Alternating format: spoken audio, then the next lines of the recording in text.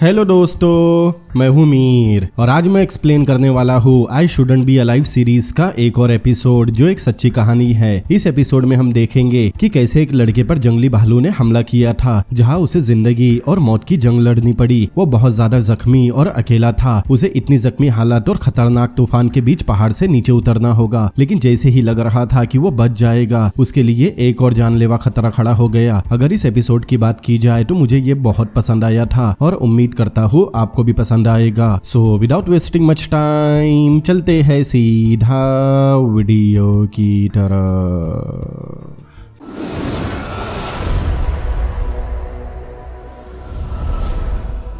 Episode की शुरुआत में हम ब्रैम शफल नाम के एक लड़के को देखते हैं जो अपने पिता डेनिस और कुछ दोस्तों के साथ मोंटाना के पहाड़ी इलाके में शिकार करने आया था। दरअसल ब्रैम ने अपने हाई स्कूल की पढ़ाई कंप्लीट कर ली थी, इसीलिए सेलिब्रेट करने के लिए ब्रैम के पिता डेनिस ने अपने दोनों बेटों को हिरन का शिकार करवाने मोंटाना पहाड़ियों के जंगल में लेकर गए। दरअसल ब्रैम के दोस्त और उसके पिता ने सोचा था कि ब्रैम और उसके सारे दोस्त स्कूल खत्म होने के बाद अपनी अपनी जिंदगी में बिजी हो जाएंगे, इसीलिए डेनिस ने कुछ यादगार मेमोरी बनाने के लिए अपने बच्चों के साथ एक आखिरी ट्रिप प्लान की। अब हम उन सबको जंगल से भरे पहाड़ पर चढ़ते हुए देखते हैं। वो सब हिरन की तलाश में घूम रहे थे ताकि उसका शिकार कर सके। उन्हें जंगल में लगभग एक हफ्ता हो गया था, लेकिन उन्हें हिरन नहीं मिला। वो सितंबर का महीना चल रहा था और ये महीना शिकार करने के लिए बहुत अच्छा माना जाता है, लेकिन इस महीने में सिर्फ इंसान ही नहीं बल्कि जंगली और खूंखार भालू भी शिकार करते हैं, क्योंकि सितंबर के महीने में ठंड शुरू हो जाती है और इस वक्त भालू बहुत ज्यादा भूखे और खूंखार हो जाते हैं। इसीलिए उनके सामने जो भी आता है वो उस पर हमला कर देते हैं। उन लोगों का जंगल में ये आखिरी दिन था, इसीलिए वो सब पहाड़ की चोटी पर गए ताकि ऊपर से उन्हें शिकार के लिए कोई हिरन दिख जाए। लेकिन उनके पास ज्यादा समय नहीं बचा था, क्योंकि मौसम विभाग के मुताबिक वहाँ कुछ ही समय में तूफान आने वाला है। इसीलिए डेनिस ब्रैम और उसके दोस्तों से कहता है कि उन्हें अब अलग अलग दिशा में जाकर अपना शिकार ढूंढना होगा, क्योंकि वो लोग खाली हाथ वापस नहीं जाना चाहते थे। इसीलिए वो लोग अलग अलग होकर अपनी अपनी दिशा में चले गए। तब ब्रैम ने भी अपनी एक दिशा चुनी। वो पहाड़ की दूसरी तरफ से उतरने लगा। ब्रैम खतरे से बेखबर हिरन की तलाश में आगे बढ़ता रहा। उसने उस वक्त ऑरेंज कलर की वेस्ट पहनी हुई थी ताकि कोई दूसरा शिकारी दूर से देखकर उसे जानवर न समझ ले, वरना वो ब्रैम को शूट कर देगा। लेकिन ब्रैम इस बात से अनजान था कि उसकी वेस्ट का कलर किसी खूंखार और जंगली जानवर को भी बड़ी आसानी से आकर्षित कर सकता है। ब्रैम अपनी स्कूल का फुटबॉल चैंपियन है, इसीलिए वो बहुत ताकतवर और फुर्तीला है। इसीलिए उसे लग रहा था कि वो मुसीबत आने पर खुद को आसानी से बचा लेगा। अब ब्रैम अकेला जंगल में काफी आगे निकल गया, लेकिन उसे हिरन तो दूर उसका कोई निशान भी नहीं दिखे। ब्रैम के साथ जितने भी लोग थे वो सब एक दूसरे से इतनी दूरी पर थे कि उन्हें एक दूसरे की गन शॉट की आवाज आ सके, लेकिन ब्रैम उनसे बहुत दूर निकल गया। वो जैसे जैसे आगे बढ़ता गया जंगल और भी ज्यादा घना और शांत हो गया। उसे ना तो किसी पक्षी की आवाज आ रही थी और ना ही उसे गिलहरी दिख रही थी, मानो जैसे वहाँ कोई बड़ा और जंगली जानवर हो। ब्रैम के पास गन होने के बाद भी उसे डर लगने लगा। तभी अचानक ब्रैम को एक बहुत ही बड़े और खूंखार भालू ने देख लिया। वो ब्रैम को देखकर जोर से चिल्लाया और उसकी तरफ दौड़ने लगा। तब ब्रैम ने भी एक बड़े से भालू को अपनी तरफ तेजी से बढ़ते हुए देखा। उसे देखकर ब्रैम के चेहरे का रंग ही उड़ गया। उस भालू को देखकर लग रहा था कि वो बहुत भूखा है। ब्रैम के पास गन होने के बाद भी उसे कुछ सूझ नहीं रहा था, इसीलिए वो वहाँ से भागने लगा। लेकिन फिर भी भालू ने उस पर झपट्टा मारकर उसे पकड़ लिया। भालू के वजन से ब्रैम जमीन पर गिर गया। जमीन पर गिरते ही भालू उसके ऊपर बैठ गया। तब ब्रैम मदद के लिए जोर जोर से चिल्लाने लगा। फिर भालू ब्रैम के वेस्ट को अपने नुकीले दांतों से फाड़ना शुरू करता है। भालू इतना ताकतवर था कि उसने ब्रैम को बुरी तरह से झंझोड़ दिया, जिससे ब्रैम के सिर से बहुत खून बहने लगा। लेकिन ब्रैम समझ गया था कि भालू उसे जिंदा नहीं छोड़ेगा, इसीलिए उसने सोचा कि अगर मरना ही है तो वो लड़कर मरेगा। इसीलिए ब्रैम भालू के नाक पर एक मुक्का मारता है। तभी भालू ने अपने जबड़े से ब्रैम का हाथ पकड़ लिया, इसीलिए वो जल्दी से अपनी गन ढूंढने लगा। गन ब्रैम के पास ही पड़ी थी, लेकिन भालू ने उस पर अपना भारी भरकम पैर रखा हुआ था, इसीलिए ब्रैम गन नहीं उठा पाता। फिर भालू ब्रैम को खींचकर घसीटते हुए ले जाने लगा। भालू के लिए ब्रैम का वजन बस किसी खिलौने जितना था। कुछ दूर घसीटने के बाद ब्रैम बुरी तरह जख्मी हो गया, इसीलिए वो बेहोश होने लगा। तब भालू को लगा कि ब्रैम मर चुका है, इसीलिए वो ब्रैम को छोड़कर वहाँ से अगले शिकार की तरफ जाने लगा। तब ब्रैम ने किसी तरह अपनी गन उठाई, लेकिन भालू ने जैसे ही ब्रैम को हलचल करते हुए देखा, वो दोबारा ब्रैम पर हमला करने आने लगा। लेकिन तब तक ब्रैम ने बड़ी हिम्मत करके गन उठा ली थी। वो भालू की तरफ गन तान कर फायर करता है। तब गोली सीधा भालू को जा लगी और वो एक ही गोली में ढेर हो गया। लेकिन ब्रैम के लिए असली मुसीबत तो अब शुरू होने वाली है, क्योंकि वो बुरी तरह जख्मी हो चुका था। वो अपने ग्रुप से काफी दूर भी था और कुछ ही देर में मौसम भी बिगड़ने लगा। तभी सीन कट होता है और हम ब्रूस और उसके बेटे ब्राइस को देखते हैं। दोनों भी उसी जंगल में हिरन के शिकार पर आए थे, लेकिन उन्हें भी अब तक कोई हिरन नहीं मिला। इसीलिए वो दोनों फैसला करते हैं कि वो जंगल के दूसरे हिस्से में जाकर हिरन को ढूंढेंगे। लेकिन वहां जाने के बाद ब्रूस को एक खूंखार भालू के ताजे निशान मिले। ये देखकर ब्रूस समझ गया कि वहाँ शिकार करना उनके लिए खतरे से खाली नहीं। इसीलिए वो लोग जल्द से जल्द वहाँ से निकलने लगे और दोनों उस घने जंगल वाले पहाड़ से उतरने लगे, क्योंकि उन्हें पता था कि वो दोनों किसी भी भालू का शिकार बन जाएंगे। लेकिन अब उन्हें भी नहीं पता था कि उन्हें जाना किस तरफ है, क्योंकि वो दोनों वहाँ से भागने के चक्कर में खो चुके थे। लेकिन ब्रूस हिम्मत से काम लेता है। वो अपने बेटे ब्राइस को लेकर आगे बढ़ता रहा। हालांकि उसे डर था कि भालू किसी भी समय उनके सामने आ जाएगा। उधर मौसम बिगड़ता जा रहा था और बारिश भी शुरू हो गई थी। तब हम ब्रैम को देखते हैं जो खुश हो रहा था, क्योंकि उसने भालू को मार दिया। उसे लग रहा था कि अब वो खतरे से बाहर है, लेकिन उसे इस बात की खबर नहीं थी कि उसका सिर बुरी तरह घायल हो गया है और उसके सिर से खून बह रहा है। जब उसने अपने सिर पर हाथ लगाया तब उसे पता चला कि भालू ने उसके स्कल में दांत गड़ा दिए थे। वही दूसरी तरफ बारिश शुरू होने पर ब्रैम के पिता और उसके दोस्त कैंप में वापस आ गए, लेकिन उन्हें ब्रैम कहीं नजर नहीं आता। तब डेनिस सबसे ब्रैम के बारे में पूछता है, लेकिन किसी को भी ब्रैम की कोई खबर नहीं थी। सबको यही लग रहा था कि ब्रैम अपने कैंप में वापस चला गया होगा, लेकिन वो यहाँ नहीं था। तब डेनिस को अपने बेटे ब्रैम की चिंता होने लगी, इसीलिए वो अपने बेटे को ढूंढने बाकी लोगों के साथ जंगल में गया। वही दूसरी तरफ ब्रैम को अपने शरीर पर लगी चोटों का कोई अंदाजा नहीं था, क्योंकि एड्रेनालाइन की वजह से उसे दर्द नहीं हो रहा था। लेकिन जैसे ही उसने उठने की कोशिश की तब उसे पता चला कि उसका कंधा बुरी तरह से घायल हो गया है। भालू ने उसके शरीर के बहुत से हिस्सों पर बुरी तरह काटा था, लेकिन अपनी जान बचाने के चक्कर में उसे दर्द का एहसास नहीं हो रहा था। लेकिन भालू के मरते ही जब उसने चैन की सांस ली तब उसे अपने शरीर पर लगी चोटों का एहसास होने लगा। हमले के बाद जब पहली बार ब्रैम खड़ा हुआ तब उसने देखा कि उसके एक पैर की जांघ को भालू ने बुरी तरह फाड़ दिया है और उसकी जांघ की हड्डी और आर्टलरी साफ नजर आ रही थी। लेकिन उसकी किस्मत अच्छी थी कि उसकी आर्टलरी बस्ट नहीं हुई थी। अगर वो बस्ट हो जाती तो वो कुछ ही मिनटों में मर जाता। आगे ब्रैम अपना वेस्ट उतार कर उसे अपनी जांघ पर लपेट लेता है ताकि बारिश के पानी से उसे इन्फेक्शन न हो जाए। इसके बाद वो अपनी गन उठाकर हवा में 3 बार फायर करता है। दरअसल ये शिकारियों का मदद बुलाने के लिए एक तरह का सिग्नल है, जिसे सुनकर आसपास के लोग या कोई शिकारी उसकी मदद करने के लिए पहुंच जाते हैं। लेकिन ब्रैम के फायर करने का कोई फायदा नहीं होता, क्योंकि उसी वक्त बहुत जोरों की बारिश हो रही थी और बादल भी गरज रहे थे, इसीलिए किसी को भी गन शॉट की आवाज सुनाई नहीं देती। उधर ब्रैम के पिता डेनिस भी अपने बेटे को जोर जोर से पुकार रहे थे ताकि उस तक डेनिस की आवाज पहुंच जाए, लेकिन वो अब भी ब्रैम से काफी दूर थे। वही दूसरी तरफ ब्रैम को उसके दिए सिग्नल का कोई रिस्पॉन्स नहीं मिलता। तब वो समझ गया कि उसे बचाने कोई नहीं आएगा, इसीलिए वो डिसाइड करता है कि वो खुद ही उठकर धीरे धीरे आगे बढ़ेगा। तब ब्रैम उठकर चलना शुरू करता है, लेकिन उसकी जांघ बुरी तरह जख्मी थी, इसीलिए वो 2 कदम चलकर ही गिर गया और दर्द के मारे जोर जोर से चिल्लाने लगा। लेकिन उसे इस पहाड़ी जंगल से जल्द निकलना होगा, वरना उसके शरीर पर लगे घाव की वजह से उसकी मौत भी हो सकती है। इसीलिए वो फिर से उठा और शॉटगन के सहारे धीरे धीरे आगे बढ़ने लगा। लेकिन उसके लिए एक और परेशानी थी। दरअसल उनका कैंप पहाड़ी की दूसरी तरफ था, मतलब उसे कैंप तक पहुंचने के लिए पहाड़ी चढ़कर दूसरी तरफ से उतरना होगा। लेकिन अब उसमें इतनी ताकत नहीं बची थी कि वो वापस पहाड़ी पर चढ़ सके, इसीलिए वो सीधा ही चलना शुरू करता है। वो किसी तरह खुद को पहाड़ से नीचे उतारने की कोशिश करने लगा, लेकिन इस बीच तूफानी बारिश भी बढ़ने लगी और कुछ ही देर में रात भी होने वाली है, इसीलिए वो गिरते पड़ते और खुद को घसीटते हुए आगे बढ़ने लगा। उसे खुद की हालत पर बहुत गुस्सा आ रहा था, जिससे उसका एड्रेनालाइन बढ़ने लगा, जो उसके लिए अच्छा था, क्योंकि एड्रेनालाइन बढ़ने से दर्द का एहसास धीरे धीरे कम होने लगता है। अब कुछ ही दूर चलने के बाद ब्रैम गिर जाता है और उसे दर्द होने लगता है, इसीलिए उसने फिर से हवा में 3 बार अपनी गन से फायर किया और जोर जोर से मदद के लिए चिल्लाने लगा। लेकिन तूफान की वजह से कोई नहीं सुन पाता। अब जैसे जैसे रात होने लगी तूफान और भी ज्यादा खतरनाक होने लगा। वही दूसरी तरफ हम ब्रूस और ब्राइस को देखते हैं। वो अब भी उस रास्ते को खोज रहे थे जो उनके कैंप तक जाता है। अब रात हो चुकी थी, इसीलिए ब्रूस मायूस हो गया, क्योंकि उन्हें अब तक रास्ता नहीं मिला था और उसे डर भी लग रहा था, क्योंकि वो एरिया जंगली भालू का था। वही दूसरी तरफ ब्रैम के पिता डेनिस अब भी अपने बेटे को ढूंढ रहे थे। तूफान की वजह से वहाँ का टेम्परेचर 10 डिग्री तक ठंडा हो चुका था, इसीलिए उन्हें ब्रैम की फिक्र हो रही थी। उधर ब्रैम की हालत समय के साथ और भी ज्यादा बदतर होती जा रही थी, इसीलिए वो पहाड़ की ढलान का फायदा उठाकर नीचे की तरफ लुढ़कने लगा। लेकिन इससे उसकी आर्टलरी डैमेज हो सकती थी, जिससे उसकी मौत हो जाएगी। लेकिन उसके पिता ने उसे सिखाया था कि अगर वो कभी इस तरह के हालात में फंस जाए तब चाहे कुछ भी हो जाए उसे आगे बढ़ते रहना होगा, वरना उसकी जान खतरे में रहेगी। और ब्रैम भी यही कर रहा था। उधर कई घंटे चलने के बाद ब्रूस और ब्राइस को उनका रास्ता मिल गया, जिसे देखकर दोनों बहुत खुश होते हैं। तब ब्रूस अपने बेटे को कुछ देर आराम करने कहता है, क्योंकि वहाँ से उन्हें अपने कैंप का रास्ता पता था। आराम करते समय ब्रूस को याद आया कि उनके पास जो राइफल है वो बारिश में खराब हो जाती है। अगर वहाँ कोई भालू आ गया तो वो उसे मार नहीं पाएंगे, इसीलिए ब्रूस ब्रूस चेक करने के लिए अपनी राइफल से फायर करता है। तभी उस राइफल के शॉट की आवाज ब्रैम तक पहुंच गई और उसे पता चल गया कि उससे कुछ ही दूरी पर कोई है जो उसकी मदद कर सकता है। इसीलिए ब्रैम भी अपनी गन से हवा में फायर करता है। तब उसके गन की आवाज भी ब्रूस ने सुन ली, लेकिन ब्रूस को लग रहा था कि उनका तीसरा साथी डेव उन्हें ढूंढ रहा है, क्योंकि वो लोग डिनर के लिए पूरा 1 घंटा लेट हो गए थे। इसीलिए ब्रूस खड़ा होकर अपने दोस्त डेव को आवाज देने लगा, लेकिन तभी ब्रैम जोर जोर से मदद के लिए पुकारता है। तब ब्रूस के बेटे ब्राइस ने भी ब्रैम की आवाज सुन ली। ब्रैम की आवाज सुनकर ब्रूस समझ गया कि वो उनका दोस्त डेव नहीं बल्कि कोई और है। ब्रैम ने देख लिया था कि अब उस तक जल्दी ही मदद पहुंच जाएगी, इसीलिए वो रिलैक्स हो गया। लेकिन तभी उसके गहरे घाव की वजह से उसकी तबीयत और ज्यादा खराब होने लगी और खराब मौसम की वजह से ब्रैम का शरीर धीरे धीरे ठंडा पड़ने लगा। इसीलिए वो जोर जोर से कांपने लगा। अब वो खुद का वजन उठाने लायक भी नहीं था।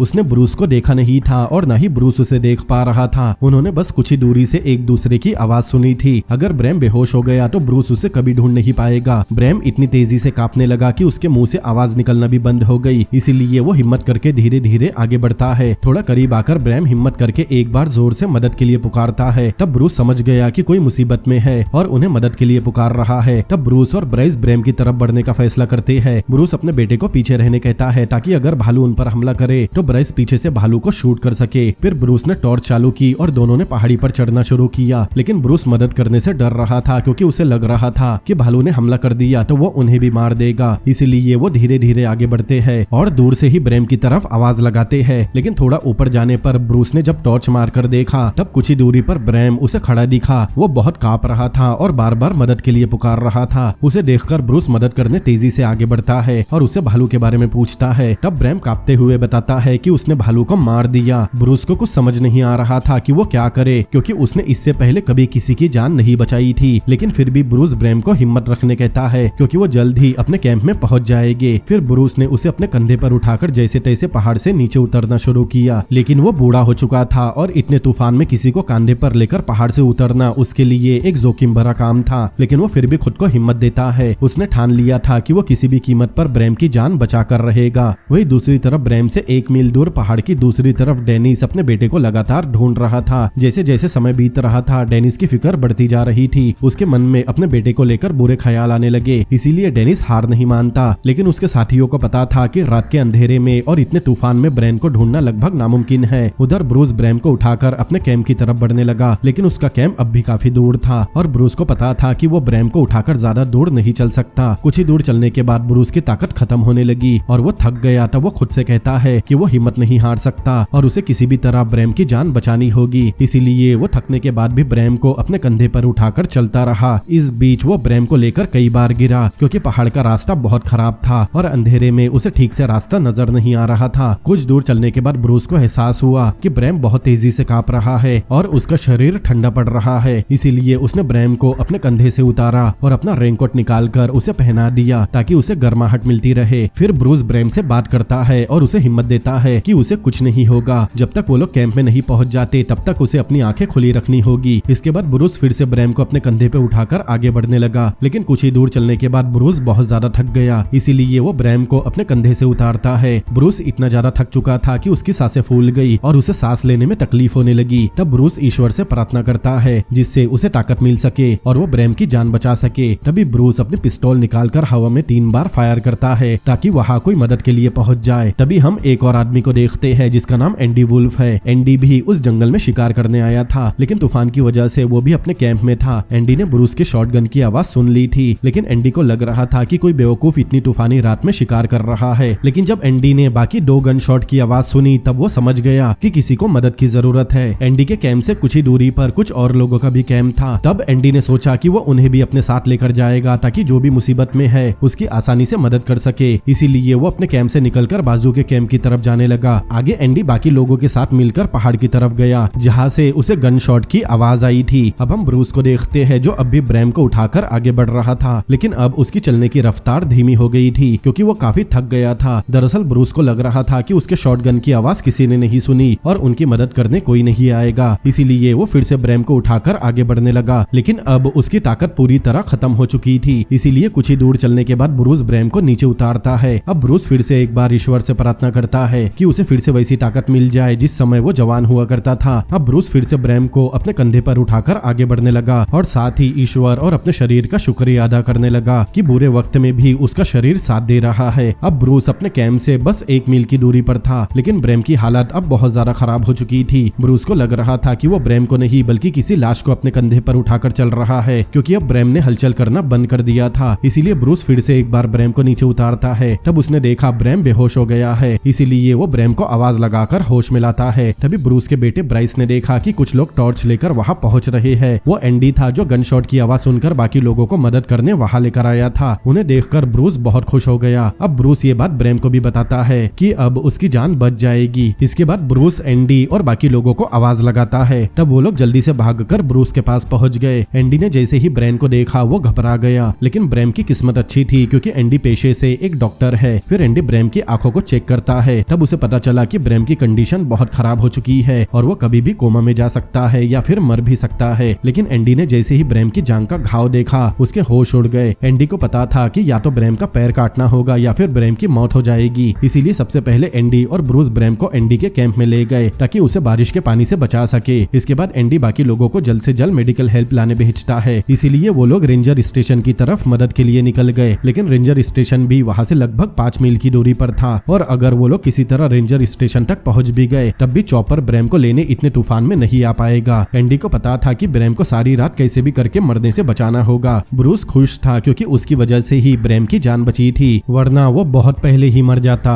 आगे एंडी ब्रैम को कुछ एंटीबायोटिक और पेन किलर देता है ताकि उसका दर्द कम हो जाए और उसके घाव पर किसी तरह का इन्फेक्शन न हो। लेकिन एंडी को पता था कि उसकी दी गई मेडिसिन ब्रैम को ज्यादा देर तक जिंदा नहीं रख पाएगी, क्योंकि अब उसे गैंग्रीन होने का खतरा था और अगर उसे गैंग्रीन हुआ तो उसका पैर काटना होगा और अगर उसे जल्दी हॉस्पिटल नहीं पहुंचाया गया तो वो मर भी सकता है। ब्रैम जब थोड़ा होश में आया तब उसे सबसे पहले उसके भाई और पिता की चिंता होने लगी, क्योंकि उसे पता था कि वो लोग इतने तूफान में उसे ढूंढ रहे होंगे और उसे ढूंढते हुए कहीं वो लोग खुद को मुसीबत में न डाल ले। वहीं दूसरी तरफ डेनिस अपने बेटे को अब भी ढूंढ रहा था। तब उसके दोस्त डेनिस से कहते हैं कि उन्हें सुबह तक का वेट करना होगा, क्योंकि वो लोग रात के अंधेरे और इतने तूफान में उसे ढूंढ नहीं पाएंगे। डेनिस पहले तो मना करता है, लेकिन फिर उसे भी समझ में आ गया कि वो अपने बेटे के लिए बाकी लोगों की जान को खतरे में नहीं डाल सकता, इसीलिए वो वापस कैंप में जाने मान गया। उधर एंडी ब्रैम को सोने से मना करता है और उसे जिंदा रखने की पूरी कोशिश करता है, लेकिन ब्रैम के लिए एक नई मुसीबत खड़ी होने वाली थी जिसका नाम गैस गैंग्रीन है। दरअसल गैस गैंग्रीन एक तरह का जानलेवा पॉइजन है और वो पॉइजन उन बैक्टीरिया से बनता है जो इन्फेक्टेड टिश्यू से पनपते हैं। ये पॉइजन शरीर के ब्लड सेल्स को तेजी से खत्म करता है। एंडी के मुताबिक गैस गैंग्रीन 1 घंटे में 6 इंच तक बढ़ सकता है और कुछ ही मिनटों में वो पूरे शरीर में फैल जाता है। अगर उन बैक्टीरिया ने ब्रैम की आर्टलरी पर हमला कर दिया तो आर्टलरी फट जाएगी और ब्रैम की कुछ ही मिनटों में मौत हो जाएगी। मतलब ब्रैम इस समय बहुत बड़ी मुसीबत से गुजर रहा था। अगर ऐसा हुआ तो वो सुबह होने से पहले ही मर जाएगा। वही दूसरी तरफ डेनिस अपने कैंप में पहुंच गया था, लेकिन वो अब भी अपने बेटे के लिए परेशान था। एक एक पल उसकी फिक्र को बढ़ाता जा रहा था, मानो अब डेनिस को हार्ट अटैक आ जाएगा। इसीलिए डेनिस अपने कैंप में बैठकर रोने लगा। उधर एंडी और ब्रूस भी बहुत परेशान थे, क्योंकि उन्हें किसी भी तरह ब्रैम को सारी रात मरने से बचाना था। इसीलिए ब्रूस ब्रैम को सोने से रोकता है और उससे बात करते रहता है, क्योंकि अगर ब्रैम की नींद लग गई तो हो सकता है वो कोमा में चला जाए या हमेशा के लिए अपनी आंखें बंद कर ले। एंडी भी बड़ी बेसब्री से सुबह होने का वेट कर रहा था ताकि जल्दी से चॉपर आकर ब्रैम को हॉस्पिटल ले जा सके। इसीलिए वो लोग सारी रात जाग कर ब्रैम के घाव को साफ करते हैं और उसके बैंडेज बदलते रहते हैं ताकि उसे इन्फेक्शन से बचा सके। लेकिन उन्हें भी नहीं पता था कि ब्रैम और कितना जिंदा रहेगा, क्योंकि मदद पहुंचने में अब भी काफी समय था और ब्रैम के पास इतना वक्त नहीं। लेकिन देखते ही देखते सुबह हो गई और सूरज की पहली किरण के साथ चॉपर उनके कैंप तक पहुंच गया। चॉपर की आवाज सुनते ही वो लोग खुश हो गए। तब ब्रूस ब्रैम को चॉपर की आवाज सुनने कहता है। चॉपर की आवाज सुनते ही ब्रैम के दर्द भरे चेहरे पर हल्की सी मुस्कान आ गई। तब ब्रूस और एंडी मिलकर ब्रैम को उठाते हैं और चॉपर से उसे सीधा हॉस्पिटल ले जाते हैं। लेकिन वहां से निकलने से पहले ही ब्रूस ने एक आदमी को ब्रैम के पिता को ढूंढने भेज दिया था ताकि वो डेनिस को बता सके कि अब उसका बेटा ठीक है। वही दूसरी तरफ सूरज की पहली किरण के साथ ही डेनिस भी बाकी लोगों के साथ अपने बेटे को ढूंढने निकल गया। तभी अचानक डेनिस और बाकी लोगों को गन शॉट की आवाज आई, जिसे सुनकर डेनिस टेंशन में आ गया। लेकिन जैसे ही डेनिस को चौथे गन शॉट की आवाज आई वो खुशी के मारे गन शॉट की आवाज की तरफ बढ़ने लगा। दरअसल 4 गन शॉट की आवाज का मतलब होता है कि किसी को रेस्क्यू कर लिया गया है, ताकि उसके साथ वाले समझ जाए कि उनका साथी सेफ है। अब हम हॉस्पिटल का सीन देखते हैं। ब्रैम की जान बचाने के लिए डॉक्टर को 18 दिन लगे, लेकिन डॉक्टर ने ब्रैम की जान ही नहीं बचाई बल्कि उसका पैर भी कटने से बचा लिया। आखिर में हम ब्रैम की उस समय की ओरिजिनल फोटो देखते हैं जब वो हॉस्पिटल में एडमिट था और उसके बाजू में उसके पिता डेनिस भी थे। अगर ब्रूस और एंडी अपनी जान पर खेलकर ब्रैम को नहीं बचाते तो ब्रैम कब का मर चुका होता। रिकवरी होने में में ब्रैम को काफी समय लग गया। अब ब्रैम घुड़सवारी करता है और उसकी शादी हो चुकी है, उसका एक बेटा भी है और एक दिन वो अपने बेटे को भी शिकार करने जंगल में जरूर ले जाएगा। और यहीं पर ये एपिसोड भी खत्म होता है।